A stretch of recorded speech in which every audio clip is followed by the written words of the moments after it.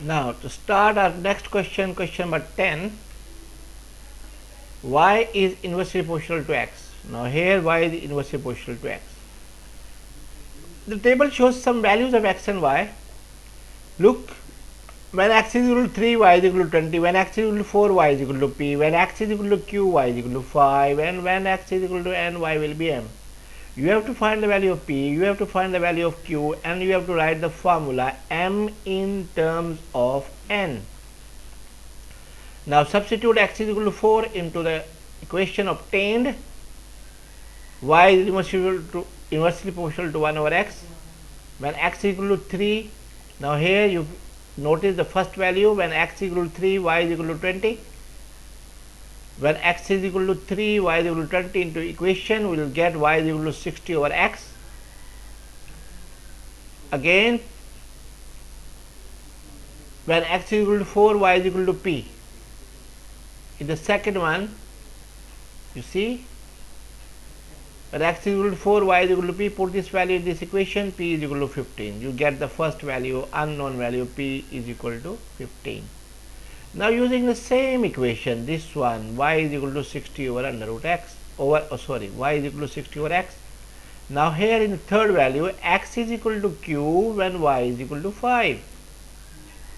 So when x is equal to q, y is equal to 5, putting this value in the equation, we will get the value of q. Now here 5q is equal to 60 here, divided by 5, you get the value of q. Q is equal to 60 over 5, that is q is equal to 12.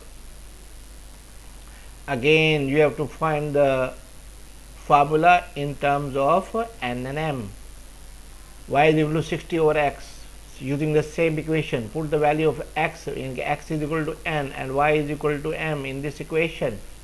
M is equal to 60 over n. This is the relation. This is the relation. Express m in terms of n. You have to get this answer. Move on to my second question. I think that this question number 11 is just the same as we have did it before. I'll like to find some important, or this is because this handout is a very easy one. The questions here are very easy. Question number 13 now. P is directly proportional to the square of q. Now here you see P is directly proportional to square of q. Find the formula for P in terms of q. You have to find the formula for P in terms of q, and then find the values of q when P is equal to 25. P is directly proportional to q square. P is equal to kq square, where k is a constant. P is equal to 9 and q is equal to 6. Put this value here. P is equal to 9, k, q is 6 का square 36, k की value आ जाएगी 1 over 4. Now put this value 1 over 4 in this equation. You will get the required answer for part A. P is equal to 1 over 4 q square. Again, when P is equal to 25, you see, find the value of q when P is equal to 25. P is equal to 25, put this value here in this equation. P is equal to 25 here, 1 over 4 q. Cross multiply q square is equal to 100. Again square rooting this, will get q is equal to plus minus 10.